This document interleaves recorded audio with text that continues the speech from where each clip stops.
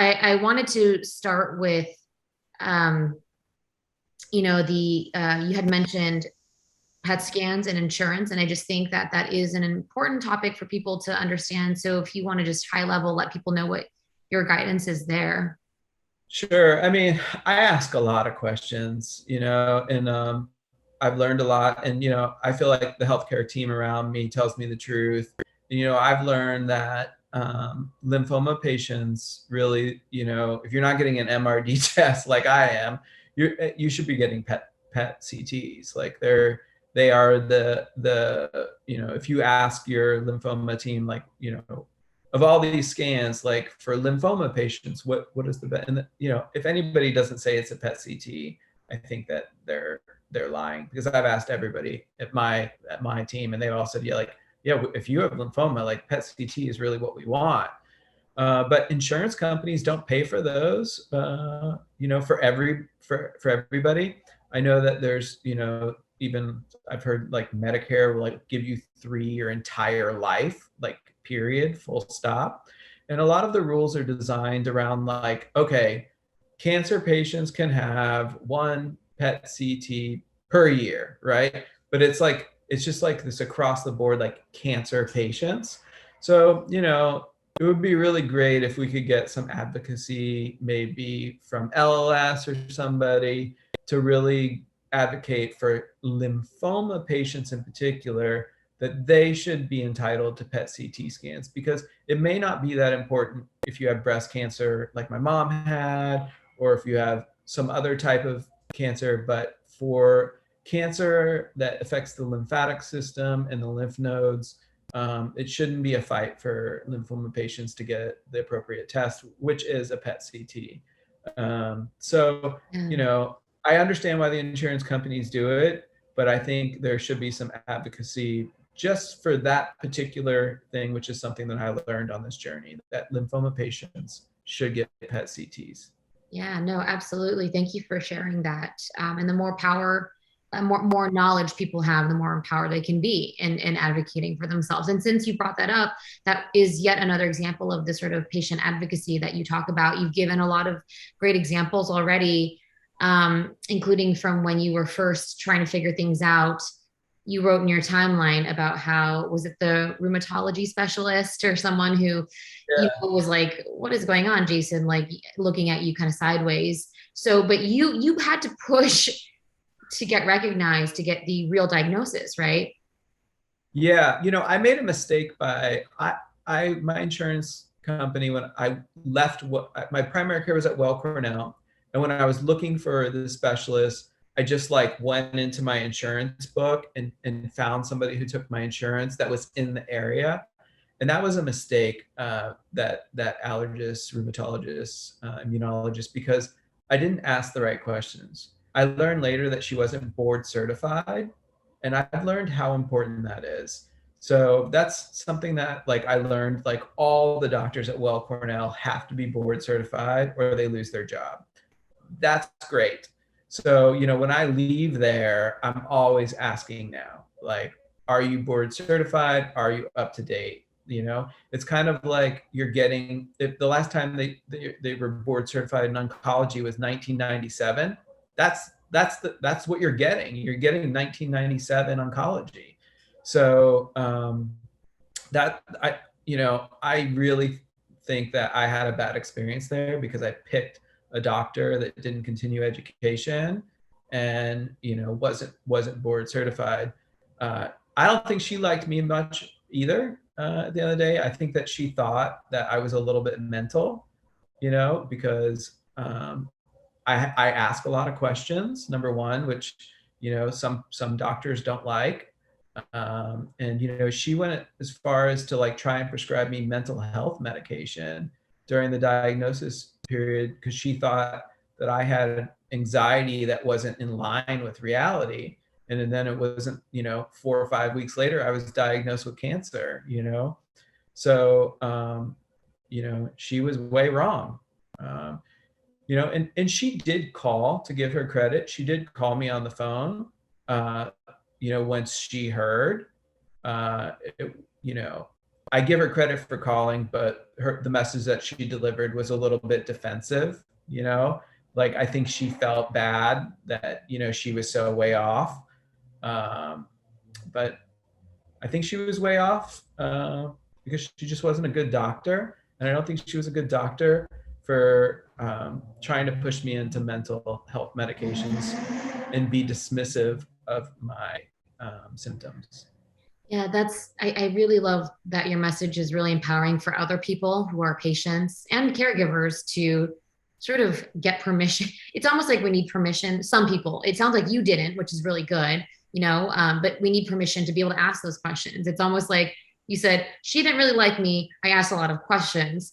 It's like that really shouldn't be the thing that gets them not to, like you. But I understand too, there's, people are busy and maybe they're just, I don't know. I don't know what it is, but whatever they're dealing with, we need to advocate for ourselves more, which is why I really love your message, Jason. Another thing I'd love to ask you about is, being young with cancer. Like you said, mantle cell lymphoma, tends to be diagnosed in more men than women, but men who are 60 and older or something like that. So if you were to go to a mantle cell lymphoma support group, you probably meet, sort of different groups of people. And so what has that been like and what has helped you? I know you said you're part of support groups. I'm sure that's been helpful, but if you were to try and give guidance to other people right now who are young going through any cancer, what would you say? Sure. Well, I doubt there's a mantle cell lymphoma support group. There's like 2,000 cases a year. I'd be shocked to see that. The closest I found is like blood cancer support groups, like in general. But big shout out to support groups. It's really great to because here's the reality. In the beginning, with a blood cancer like mine, like at minimum, it's gonna be like 5 years. If I did nothing, I'd probably die in 5 years, right? But like chances are I'm gonna have to do multiple therapies. It's gonna be an ongoing process. It's gonna get dragged out for probably, let's say, a decade, hopefully way more, right? That's a long time of your friends and family not wanting to hear about what you're going through. That's a long time. Like my friends and family were like kind of concerned for like the first 4 months or whatever, and they would check in or whatever. But like right around the 6 month mark, like everybody's like, okay, like he's not dying tomorrow or next week or next month. So the support groups are great places, where you can just be there and listen to other people who, and also you can be heard yourself, just sort of hold space for people. And it's also like my family or my friends, like they've never had a bone marrow biopsy. They've never had a PET CT. It's just like you're talking to the wrong people, so support groups are a great outlet. And especially if you have a blood cancer, typically the journey's longer, so, you can, if you find a regular group that meets every single Monday or whatever it's going to be, it's like you are, seeing the same people over and over and over again. And I think that's something great about support groups. Like the one that I've one that started in person pre-COVID and now it's on Zoom, but it's like, it's the same people that have been there, for the most part for like 2.5 years now. And so you kind of see people go up and down and, and that's also helpful too. And you can also bounce things off other people. And we talk a lot about in support groups about doctors and second opinions and managing, like the conversations we were just talking about that other doctor. It's like, I've seen people in my support group dump their oncologist and pick another one just because they're in the support group talking about it and everybody going, what? I can't believe they talk to you that way. You need to get rid of that person, So, it's like, if you go to school, not all teachers, are the same and not all doctors are the same. And, there's like 6.5 billion, 7 billion people in the world, and we're not all going to get along. So sometimes a support group will help you figure out, where you need to be or where you need to go and get you information. So big shout out to support groups. The other thing I do is I do yoga. I do like gentle yoga, like once or twice a week.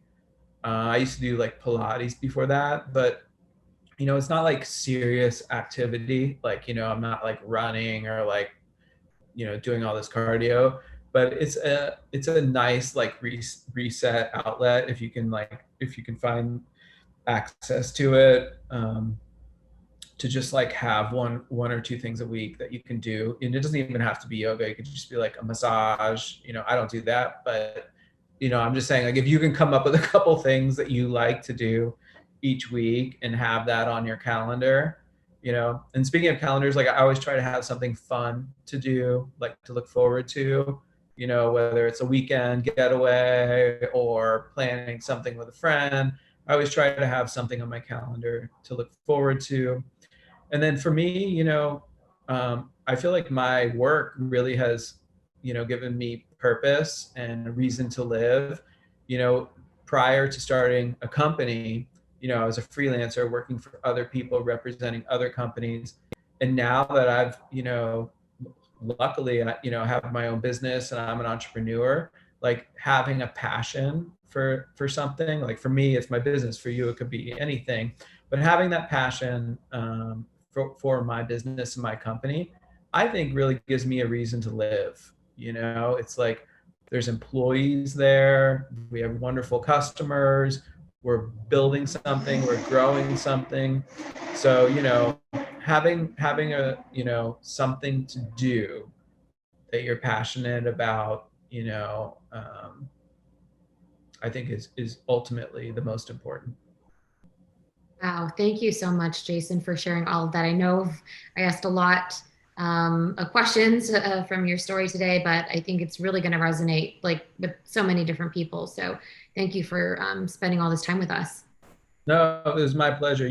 I I found you not too long ago on YouTube, and then I found your website, and I just think you do such a wonderful job interviewing and asking just really great questions. And I have learned so much from your resource. It's really helped me. I've gone on and read all the other mantle cell lymphoma patients and seen what their symptoms are and what they've done. And the timelines are great to see like what people have tried and how long did it last, and then they went to this.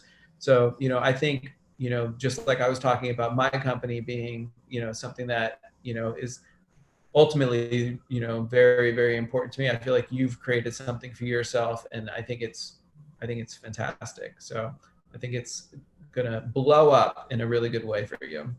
Good. I'm glad. I thank you so much for sharing that because it just motivates me even more, to do better and do more. And I hope, and I do want to chat with you again, Jason. It was such a great time talking to you. And so we'll continue the conversation with Jason. And if you're interested, head to thepatientstory.com where you'll find human answers to your cancer questions. Thank you.